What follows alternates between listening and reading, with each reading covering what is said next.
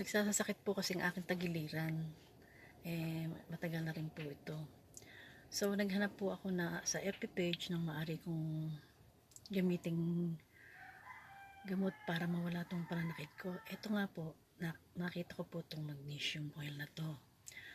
In-try ko pong gamitin, in-spray ko po sa aking tagiliran. Tapos massage. Nawala naman po yung sakit. Kaya in-try ko din po dito sa aking mga daliri. Dahil ang mga daliri ko, paggising sa umaga, naninigas. Hindi ko talaga, hirap na hirap akong ibuka ang aking mga daliri. Spray ko po, massage uli sa gabi. Kinabukasan, okay na siya. At saka po, pag hindi ako nakakatulog, mag-spray po ako sa ganito ko, sa ganyan. Nakakatulog po ako kaagad. Napakagaling po ng magnesium oil na to. Mamili po kayo at subukan nyo. At 100% matutuwa kayo sa resulta.